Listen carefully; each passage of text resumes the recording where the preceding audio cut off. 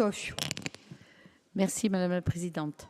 Monsieur le Président, je souhaite une fois encore porter la voix des territoires sur un rapport qui me semble essentiel pour l'avenir de notre île. Car l'accessibilité est une des conditions d'attractivité et de développement durable.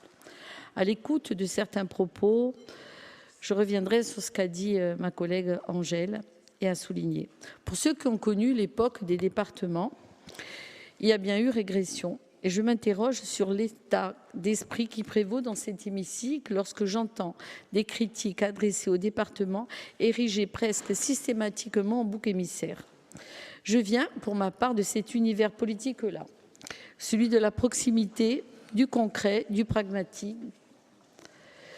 Alors, lorsque j'entends la dégradation du réseau départemental en Haute-Corse serait le fruit d'une prétendue carence de l'ancien conseil général et de ses élus, je m'inscris en faux. Moi, je peux en témoigner. J'ai été élue au sein du canton de Golo-Morosaille, le plus grand, le plus vaste et celui qui a connu d'énormes intempéries.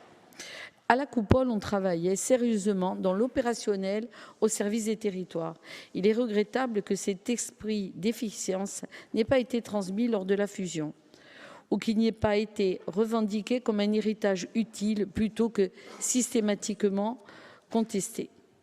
Et là, sans parler de nostalgie, puisque la collectivité unique s'est créée et nous devons aller de l'avant. Aujourd'hui, je constate que c'est le réseau secondaire qui, dans bien des endroits, est plus délaissé qu'il ne l'était auparavant. Pas partout, c'est vrai, et vous l'avez évoqué. Je pense notamment au secteur de la Casaloune, où les intempéries ont imposé une intervention indispensable, faute de voirie alternative. Cela montre bien que l'on sait faire quand on veut. Mais pourquoi cette inégalité de traitement ailleurs? Certains villages en périphérie de Bastia et des grandes agglomérations, comme l'a évoqué Paul-Félix Benedetti, ont besoin d'un accès routier important pour maintenir leur population. Je prends pour exemple, et je vous l'avais évoqué lors d'une réunion informelle, la route qui part de Barquette pour monter à Volpajol et qui peut desservir les villages de Lintoubigourne et qui, lorsqu'il y a un accident sur la voirie au niveau de Barquette, est utilisé et permet de rejoindre à la fois Mourad ou redescendre de l'autre côté. Je comprends bien que la démographie joue un rôle dans les choix d'investissement, mais quand je lis le PPI de 2026-2030 et que la communauté de communes Pasquale-Bas, la plus vaste, la plus nombreuse, n'est dotée que 1,5 million d'euros d'engagement prévus, tandis que le Grand Sud bénéficie de 11 millions, que la CAB et la CAPA dépassent les 60 millions. Je ne conteste pas les chiffres, je comprends les logiques et la population, mais je pointe une évidence. Sans mécanisme correctif, sans logique de péréquation, le monde rural restera à l'écart. Et c'est une réalité dans bien des domaines.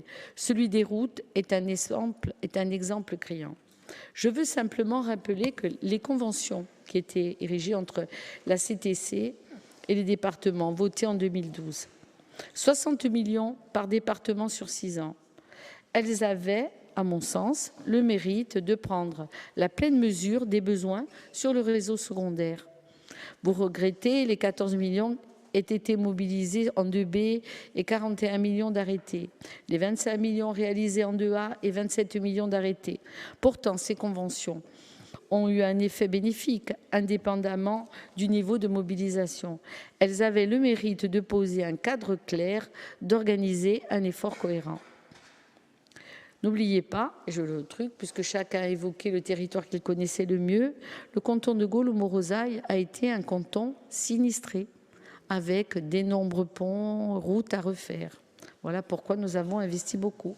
Aujourd'hui, je pense qu'il faut cesser de regarder dans le rétroviseur et qu'il nous faut tous ensemble aller de l'avant. C'est une présentation territorialisée des projets routiers, qu'elle soit faite par un réseau territorial ou par route départementale. Cela permettrait une meilleure lisibilité et une vraie équité d'action. Ma collègue Angèle l'a démontré. Les RD représentent le poste le plus important en investissement. Et pourtant, certains territoires restent en marge.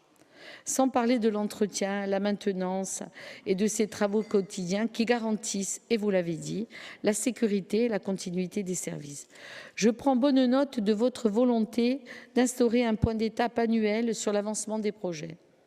C'est une demande que je soutiens fortement. Nous avons besoin de visibilité.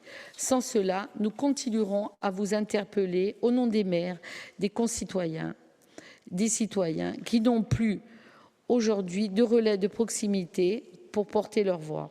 Alors oui, redoublons d'efforts pour l'équité, pour la cohésion territoriale, pour que personne, nulle part sur l'île, ne se sente oublié. Et à l'instar de votre service qui a été mis en place au service des dynamiques territoriales, rétablissez l'intelligence de proximité et trouvons ensemble les voies et les moyens pour que cette accessibilité nécessaire à la survie de nos territoires. A ringraziarvi.